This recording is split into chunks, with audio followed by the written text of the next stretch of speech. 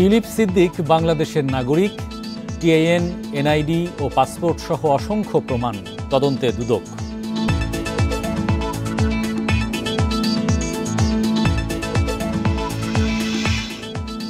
নগদ অর্থের ব্যবহার কমাতে সমন্বিত তাৎক্ষণিক পেমেন্ট সিস্টেম, দুর্নীতি অর্থ পাচার কমার আশা গভর্নরের।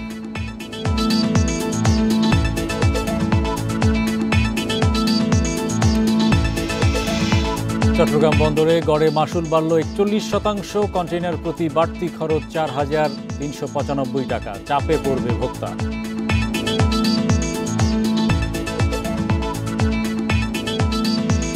আমন্ত্রণ অর্থনীতি সারাদিনে, আপনাদের সাথে আছি আমি হরি সাহা। শুনছিলেন শিরোনাম, এবার জানাবো বিস্তারিত। টিউলিপ সিদ্দিক বাংলাদেশের নাগরিক, নিজেকে নিবাসী ঘোষণা দিয়ে দেশের ট্যাক্স ফাইল খুলেছেন। ২০০৬ সাল থেকে জমা দিয়েছেন আয়কর রিটার্নও। গণভবন শাখায় সোনালী ব্যাংকে আছে সঞ্চয়ী হিসাব। নিয়েছেন বাংলাদেশি পাসপোর্ট ও জাতীয় পরিচয়পত্র। দুদক জানায়, টিউলিপের আয়কর ফাইলের তথ্য যাচাই বাছাই শেষে আইন অনুযায়ী ব্যবস্থা নেওয়া হবে। অথচ এনবিআর দেয়া নথি বলছে টিউলিপ সিদ্দিক বাংলাদেশের নাগরিক, নিজেকে নিবাসী ঘোষণা দিয়ে খুলেছেন ট্যাক্স ফাইল, জমা দিয়েছেন আয়কর রিটার্নও। কর শনাক্তকরণ সনদ বা টিআইএন অনুযায়ী টিউলিপ কর অঞ্চল ৬-এর ১২২ নম্বর সার্কেলের করদাতা। সবশেষ ২০১৪ সালের ১৬ জুন হালনাগাদ করেছেন টিআইএন। এর আগে ২০০৬-৭ অর্থবছর থেকে আয়কর রিটার্ন জমা দেওয়া শুরু করেন টিউলিপ। ঠিকানা ধানমন্ডির ৫ নম্বর সড়কের ৫৪ নম্বর বাসা সুধাসদন। ২০১৪-১৫ করবর্ষের ঠিকানা পরিবর্তন করে গুলশান ১-এর ৭ নম্বর সড়কের ১৩ নম্বর বাসা উল্লেখ করেছেন। সোনালী ব্যাংকের গণভবন শাখায় তার ব্যাংক হিসাবও একই ঠিকানায়। ২০০৯ থেকে ২০১৫ সাল পর্যন্ত ৭টি ব্যাংক স্টেটমেন্টে তার বিপুল অর্থ লেনদেনের তথ্য পায় এনবিআর। আয়কর নথিতে টিউলিপের বিভিন্ন সময় দেয়া স্বাক্ষরেও অসঙ্গতি, যা সন্দেহের চোখে দেখছে এনবিআর। তিনি কর ফাঁকি দিয়েছেন কিনা তা খতিয়ে দেখছে আয়কর গোয়েন্দা ও তদন্ত ইউনিট। দুদক জানায়, টিউলিপের ট্যাক্স ফাইল যাচাই বাছাইয়ে আয়ের উৎস ও ব্যয়ের খাত খতিয়ে দেখা হচ্ছে। তদন্তকারী কর্মকর্তাগণ এই সংক্রান্ত রেকর্ডপত্র জব্দ করছেন এবং তারা এই রেকর্ডপত্র পর্যালোচনা করছেন। মামলাটি তদন্তাধীন রয়েছে। তদন্ত শেষ হলেই তারা তদন্ত প্রতিবেদন দাখিল করবেন এবং তদন্ত প্রতিবেদনের প্রেক্ষিতে কমিশন কর্তৃক পরবর্তী সিদ্ধান্ত গৃহীত হবে। আয়কর রিলেটেড যদি সেখানে কোনো অপরাধ সংগঠিত হয়ে থাকে, আয়কর বিভাগ সেই বিষয়টি দেখবেন। শুধু আয়কর নথি নয়, দেশের ভোটার তালিকায়ও টিউলিপের নাম আছে। পুরনো ভোটার আইডি পরিবর্তন করে নিয়েছেন নতুন স্মার্ট কার্ডও। ২০১১ সালের ৩ জানুয়ারি পুরনোটি বাদ দিয়ে টিউলিপ সিদ্দিকির নতুন বাংলাদেশি পাসপোর্ট ইস্যু হয়, যা সংগ্রহ করেন ১৭ জানুয়ারি। ঠিকানা সুধাসদন। তৌহিদ রানা, ইন্ডিপেন্ডেন্ট নিউজ, ঢাকা। দেশব্যাপী ক্যাশলেস লেনদেনে বাংলা কিউআর কোডের ব্যবহার দ্রুত বাড়াতে উদ্যোগ নিচ্ছে কেন্দ্রীয় ব্যাংক, যা দেশের রাজস্ব বৃদ্ধি, প্রবৃদ্ধি ও দুর্নীতি মোকাবিলায় গুরুত্বপূর্ণ ভূমিকা রাখবে বলে মনে করেন বাংলাদেশ ব্যাংকের গভর্নর। সোমবার আন্তঃব্যাংক লেনদেনে সমন্বিত প্ল্যাটফর্ম গঠন নিয়ে এক মতবিনিময়ে তিনি এসব কথা বলেন। দেশে লেনদেনের অনেক ডিজিটাল মাধ্যম আসার পরও ব্যাংকিং খাতে প্রতি বছর ১০% হারে নগদ অর্থের চাহিদা বাড়ছে। এই নগদ টাকা ছাপানো এবং ব্যবস্থাপনায় বছরে খরচ হচ্ছে ২০,০০০ কোটি টাকা। তাই নগদ নির্ভরতা কমিয়ে আনতে চায় সরকার। কয়েক বছরের মধ্যে বাংলাদেশ ব্যাংক ডিজিটাল লেনদেন প্রান্তিক পর্যায়ে নিতে চায়। এজন্য একটি লেনদেন ব্যবস্থা গড়ে উঠবে। ট্রেড লাইসেন্স পেতেও বিদ্যমান বাংলা কিউআর কোড ব্যবহারের শর্ত থাকবে।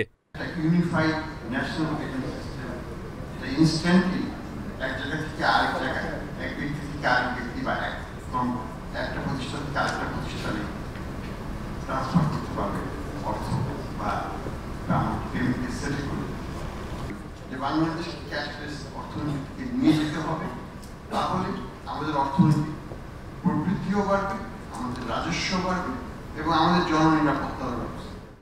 লেনদেন সহজ করতে বিভিন্ন ব্যাংক, বিকাশ, নগদ, কিউক্যাশের মতো মোবাইল ভিত্তিক আর্থিক সেবাদাতা, ক্ষুদ্র ঋণ প্রতিষ্ঠান, এই ৩ পক্ষকে একটি ডিজিটাল প্ল্যাটফর্মে আন্তঃলেনদেনের সুযোগ করে দেবে ইনক্লুসিভ ইনস্ট্যান্ট পেমেন্ট সিস্টেম, যেখানে বাংলাদেশ ব্যাংক নেতৃত্ব দেবে, সহায়তা করবে মার্কিন গেটস ফাউন্ডেশন। এটা কোনো লোন না বা ইউজুয়ালি কোনো ইনভেস্টমেন্ট না, এটা জাস্ট আমরা টাকাটা বিভিন্ন দেশকে বিভিন্ন কারণে সহায়তা করার জন্য জাস্ট গ্র্যান্ট হিসাবে দিই। অবশ্যই আমাদের স্ট্র্যাটেজির সঙ্গে ওই দেশগুলোর যে পলিসি ইনিশিয়েটিভ বা স্ট্র্যাটেজিগুলো অ্যালাইন যখন হয় তখন দিই। তো এক্ষেত্রে বাংলাদেশ ব্যাংক টেকনিক্যাল লিডটা নেবে, আমাদের দিক থেকে ফান্ডিং এবং অল আদার সাপোর্ট আসবে। সংশ্লিষ্টরা জানান, মোবাইলে ফিনান্সিয়াল সার্ভিসের মতো এই ব্যবস্থা 24 ঘন্টায় চালু থাকবে, খরচও কম হবে। চুক্তির 1 বছরের মধ্যেই দেশে চালু হতে পারে ডিজিটাল লেনদেনের মাধ্যমটি। Hari Saha, independent news, Dhaka. জুলাই থেকে বৃহস্পতিবার পর্যন্ত 2.5 মাসে বিভিন্ন ব্যাংক থেকে $139 কোটি কিনেছে কেন্দ্রীয় ব্যাংক। ডলারের দাম স্থিতিশীল রাখতে কেন্দ্রীয় ব্যাংকের এই উদ্যোগ বেড়েছে বৈদেশিক মুদ্রার রিজার্ভও। দেশের বাজারে ডলারের সরবরাহ ও চাহিদার পাশাপাশি দাম নিবিড়ভাবে পর্যবেক্ষণ করছে কেন্দ্রীয় ব্যাংক। এজন্য প্রতিদিন সকালে ডলারের দাম প্রকাশ করা হয়। কোনো কারণে দেশে ডলারের দাম ঘোষিত দামের চেয়ে কমে এলে নিলাম ডাকা হচ্ছে। এভাবে জুলাই থেকে গত 2.5 মাসে $139 কোটি কিনেছে কেন্দ্রীয় ব্যাংক। এদিকে অর্থ পাচার রোধে সরকারের কঠোর পদক্ষেপে প্রবাসী আয় ও রপ্তানি আয় দুটোই বেড়েছে। যেসব ব্যাংকের কাছে অতিরিক্ত ডলার জমেছে তারা নিলামের মাধ্যমে বিক্রি করেছে। এতে ডলারের দাম পুরোপুরি বাজারের ওপর নির্ভরশীল হয়ে উঠেছে।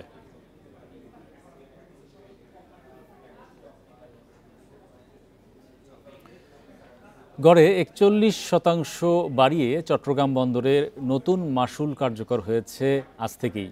রোববার রাতে জারি করা প্রজ্ঞাপন অনুযায়ী সবচেয়ে বেশি মাশুল বেড়েছে কন্টেইনার পরিবহনে।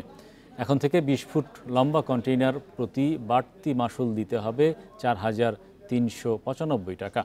সব মিলিয়ে কন্টেইনার প্রতি গড়ে মাশুল দিতে হবে $16,243 টাকা। সেই হিসাবে প্রতি কন্টেইনারে গড়ে মাশুল বাড়ছে 37%।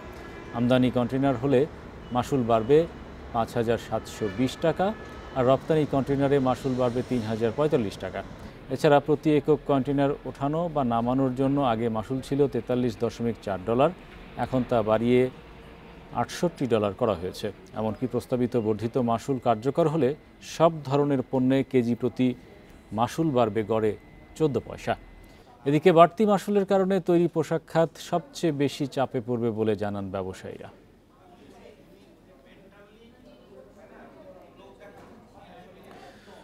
পর্যটন খাতে দক্ষিণ এশিয়ার মধ্যে বাংলাদেশের আয় খুবই কম, জিডিপিতে অবদান মাত্র 3%, এমন তথ্য জানিয়েছেন পর্যটন কর্পোরেশনের চেয়ারম্যান সাইমা শাহিন সুলতানা।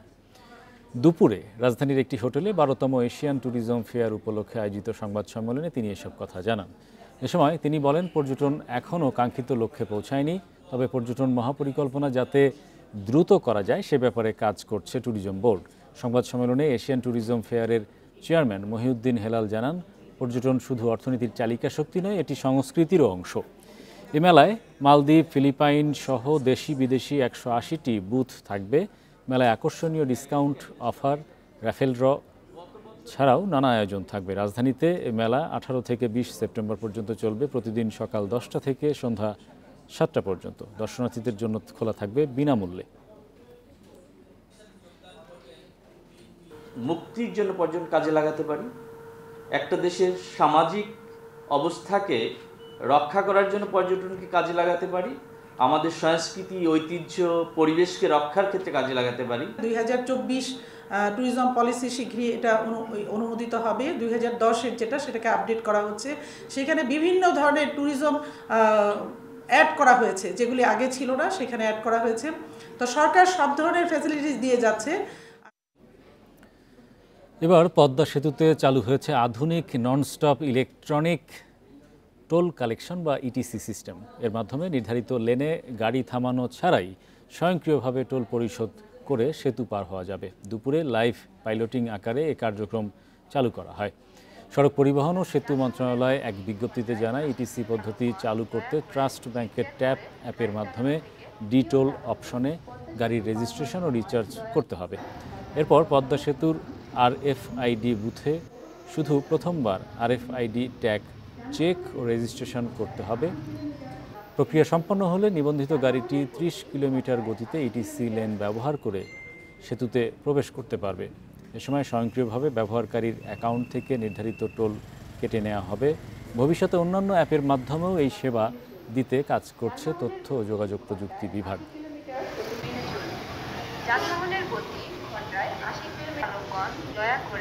সম্প্রতি Bangladesh standards and testing institution BSTI এর ISO quality management system certification অর্জন করেছে এসিআই এর hygiene products factory. ISO certification বিশ্বব্যাপী কোয়ালিটি ম্যানেজমেন্টের সর্বোচ্চ মানদণ্ড হিসেবে স্বীকৃত। পণ্যের মান, স্বাস্থ্যবিধি, উৎপাদন ক্ষমতা সহ বিভিন্ন বিষয় মূল্যায়নের ভিত্তিতেই এই সার্টিফিকেট দেওয়া হয়, যা প্রমাণ করে যে কোনো প্রতিষ্ঠান তার শিল্পক্ষেত্রে কঠোর মানদণ্ড পূরণ করেছে এবং উপযুক্ত মান বজায় রাখছে। আইএসও সনদপ্রাপ্ত এ কারখানায় তৈরি হচ্ছে twinkle baby diaper, freedom sanitary napkin, এছাড়া বেবি কেয়ার, অ্যাডাল্ট কেয়ার ও ফ্যামিনিন হাইজিনের নানা পণ্য এই প্রতিষ্ঠান তৈরি করে থাকে।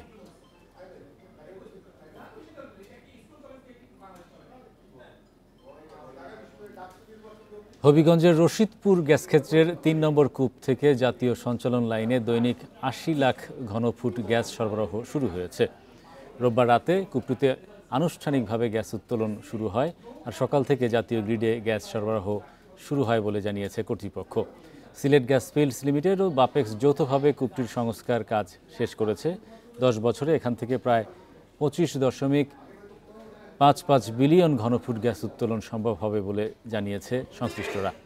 গ্যাসের উপজাত হিসেবে কনডেনসেটও পাওয়া যাবে। বর্তমানে রশিদপুর গ্যাসক্ষেত্রের 11টি কূপের মধ্যে 7টি থেকে প্রতিদিন গড়ে 62 মিলিয়ন ঘনফুট গ্যাস জাতীয় গ্রিডে সরবরাহ হচ্ছে, এমনটা জানিয়েছে পেট্রোবাংলা।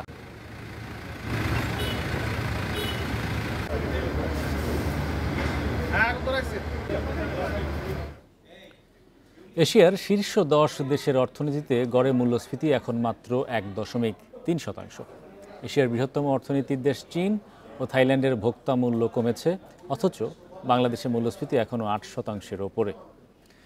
ওপেকের উত্তোলন বাড়ানোর সিদ্ধান্ত জ্বালানির দাম স্থির রাখছে। এদিকে খাদ্যদ্রব্যের দামও কমেছে।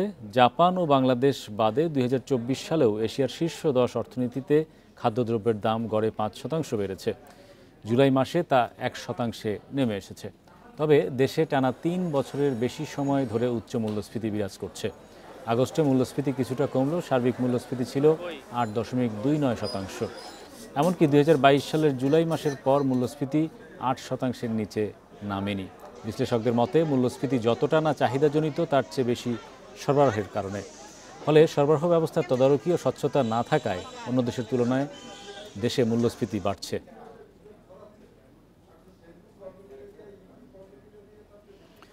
দেশের আর্থিক খাতে সহযোগিতা আরও বাড়াতে চায় আন্তর্জাতিক মুদ্রা তহবিল IMF। এজন্য প্রধান উপদেষ্টা ডক্টর মোহাম্মদ ইউনূসের সঙ্গে ভার্চুয়াল সভা করতে যাচ্ছেন প্রতিষ্ঠানটির ব্যবস্থাপনা পরিচালক ক্রিস্টালিনা জর্জিয়েভা। মঙ্গলবার সন্ধ্যায় এ বৈঠক অনুষ্ঠিত হওয়ার কথা রয়েছে। অর্থ মন্ত্রণালয় জানায়, সভায় এলডিসি পরবর্তী ঝুঁকি মোকাবিলায় বর্ধিত সহায়তা চাওয়া হতে পারে। এছাড়া বাজেট সহায়তা হিসেবে নতুন ঋণও চাওয়া হতে পারে। এর আগে IMF-এর ঋণ সহায়তার জন্য ধন্যবাদ জানিয়ে প্রতিষ্ঠানটির ব্যবস্থাপনা পরিচালকের কাছে একটি চিঠি পাঠান প্রধান উপদেষ্টা। এর উত্তরে আগামীতে বাংলাদেশের উন্নয়নে সহযোগিতা অব্যাহত রাখার প্রতিশ্রুতি জানিয়ে চিঠি দেন ক্রিস্টালিনা জর্জিয়েভা। এদিকে জুনে বাড়তি $80 কোটি সহ চলমান ঋণ কর্মসূচির আওতায় বাংলাদেশকে দেয়া IMF-এর মোট ঋণ দাঁড়িয়েছে $550 কোটি। চাঁদপুরের ফরিদগঞ্জে একটি বাজারের দোকান ও গোডাউন থেকে 92 বস্তা সরকারি চাল উদ্ধার করেছে প্রশাসন। এ সময় এক ব্যবসায়ীকে 3 মাসের কারাদণ্ড ও একজনকে 30,000 টাকা জরিমানা করা হয়। গোপন তথ্যের ভিত্তিতে রোববার রাতে দরিদ্র ও দুস্থদের বরাদ্দকৃত সরকারি চাল উদ্ধারে গোবিন্দপুর দক্ষিণ ইউনিয়নের গোয়ালভাওর বাজারে অভিযান চালায় ভ্রাম্যমাণ আদালত। এ সময় ব্যবসায়ী ওয়ালি উল্লাহর দোকান ও গোডাউন থেকে এসব চাল উদ্ধার করা হয়। এ সময় ওয়ালি উল্লাহর ছেলে সাইফুল ইসলামকে 3 মাসের কারাদণ্ড ও সোহেল ব্যাপারীকে 30,000 টাকা জরিমানা করা হয়। তবে ওয়ালি উল্লাহর দাবি, এসব চাল সুবিধাভোগীরাই তার কাছে বিক্রি করে গেছে।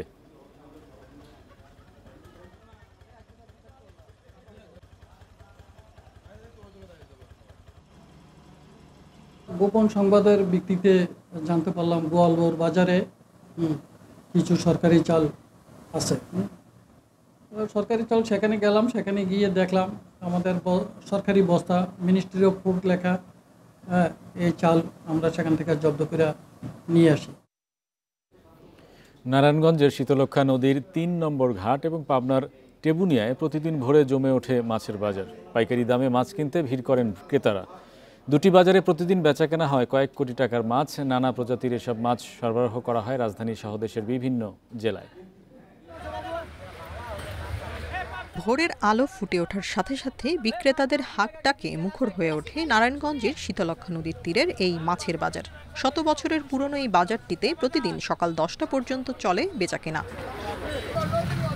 পাইকারি দামে মাছ কিনতে জেলার বিভিন্ন স্থান থেকে ভিড় করেন ক্রেতারা। রয়েছে ইলিশ, পাবদা, রূপচাঁদা, পাঙ্গাস সহ নদী বিলের নানা প্রজাতির মাছ। প্রতিদিন গড়ে বিক্রি হয় 4 থেকে 5 কোটি টাকার মাছ। পোয়া মাছ, চান্দা মাছ, ট্যাংরা মাছ, গুলশা মাছ, পাবদা মাছ, বিভিন্ন কোয়ালিটির মাছ আর কি আসে এখানে। বাজারে পাবলিক আয়ে, পাইকার আয়ে আয়া মাছ কেনাকাটা করে। এখন ব্যবসার পজিশন মাছের দামটা একটু বেশি হওয়াতে একটু ব্যবসাটা ডাউন আছে। নিচে নামার থেকেও তারা মাছ আনতে পারতেছে না এবং আমাদের এই জায়গায় একটু দামটা বেশি। ভোর থেকে সকাল 8টা পর্যন্ত 2 ঘন্টার জন্য বসে পাবনার টেবুনিয়া মাছের বাজার। সদর, আটঘরিয়া, ঈশ্বরদী, চাটমোহর ও নাটোরের মাছ চাষিরা আসেন এই বাজারে। এখান থেকে কিনে ঢাকাতে যায় রংপুর, দিনাজপুর, বাংলাদেশের বিভিন্ন জেলায় এখান থেকে মাছ সরবরাহ করা হয়। যারা কিনতে আসে তারা তাজা মাছ 10 টাকা বেশি হলেও তারা কিনে খায়, আরাম পায়, ভালো হয়, কোনো পচা হয় না। এক গাড়ি 70-80 হাজার টাকা, 90 হাজার টাকা প্রতি গাড়ি বেচা কেনা হয়। এখান থেকে মাছ পৌঁছে যায় রাজধানী ছাড়াও দেশের বিভিন্ন জেলায়। প্রতিদিন বেচাকেনা হয় প্রায় 50 লাখ টাকার মাছ। Tania Nasrin, independent news. সপ্তাহের দ্বিতীয় কার্য দিবসে সূচক বেড়েছে দেশের 2 শেয়ার বাজারে। স্টক এক্সচেঞ্জের ডিএসসির প্রধান সূচক বেড়েছে 6.36 পয়েন্ট। তবে ডিএসসিতে লেনদেন কমেছে 26 কোটি টাকার বেশি। এ সময় শেয়ার দর বেড়েছে মাত্র 19 ভাগ প্রতিষ্ঠানের। অন্যদিকে চট্টগ্রাম স্টক এক্সচেঞ্জের সার্বিক সূচক বেড়েছে 6.69 পয়েন্ট। সোমবার দিনের শুরুতে ইতিবাচক ছিল ঢাকার শেয়ার বাজার। প্রথম 30 মিনিটে প্রধান সূচক বাড়ে প্রায় 19 পয়েন্ট। তবে বেলা বাড়ার সঙ্গে সঙ্গে শুরু হয় সূচকের উত্থান পতন। দিন শেষে ডিএসইএক্স সূচক 6.36 পয়েন্ট বেড়ে অবস্থান করছে 5474 পয়েন্টে। সূচক বাড়লেও লেনদেন কমেছে ডিএসইতে। আজ মোট লেনদেন হয়েছে 706 কোটি 32 লাখ টাকা। আগের দিনের চেয়ে লেনদেন কমেছে 26 কোটি 23 লাখ টাকা। হাতবদলে অংশ নেওয়া 402টি কোম্পানি মিউচুয়াল ফান্ডের মধ্যে দর বেড়েছে 117টি বা প্রায় 19 ভাগ প্রতিষ্ঠানের শেয়ারের। কমেছে 199টি এবং অপরিবর্তিত 86টি প্রতিষ্ঠানের শেয়ার দর। সবচেয়ে বেশি লেনদেন হওয়া প্রতিষ্ঠানের তালিকায় প্রথম টেকনোড্র্যাগ, খান ব্রাদার্স দ্বিতীয়, তৃতীয় অবস্থানে সামিট অ্যালায়েন্স। শতাংশের দিক থেকে দরবৃদ্ধির তালিকায় প্রথম রূপালী ব্যাংক, মিডল্যান্ড ব্যাংক দ্বিতীয়, তৃতীয় এশিয়াটিক ল্যাবরেটরিজ। অন্যদিকে চট্টগ্রাম স্টক এক্সচেঞ্জে সার্বিক সূচক 6.69 পয়েন্ট বেড়ে অবস্থান করছে 15,367 পয়েন্টে। লেনদেন 8 কোটি 60 লাখ টাকার share. Mehedi Hasan, independent news, Dhaka. এবারে জানাবো বিশ্বের প্রধান মুদ্রার সাথে টাকার আজকের বিনিময় হার। অপরিবর্তিত যুক্তরাষ্ট্রের ডলারের দর বিনিময় হয়েছে 122 টাকা 60 পয়সায়। যুক্তরাজ্যের পাউন্ডের দর বেড়েছে, বিনিময় হয়েছে 171 টাকা 37 পয়সায়। কমেছে ইউরোর দর, বিনিময় হয়েছে 148 টাকা 70 পয়সা। ভারতীয় রুপির দর অপরিবর্তিত, বিনিময় হয়েছে 1 টাকা 45 পয়সায়। অপরিবর্তিত সৌদি রিয়ালের দর বিনিময় হয়েছে 32 টাকা 84 পয়সায়। আরব আমিরাতের দিরহামের দর অপরিবর্তিত, বিনিময় হয়েছে 33 টাকা 54 পয়সায়। কুয়েতি দিনারের দর বেড়েছে, বিনিময় হয়েছে 403 টাকা 89 পয়সায়। অপরিবর্তিত মালয়েশিয়ান রিঙ্গিতের দর বিনিময় হয়েছে 29 টাকা 33 পয়সায়।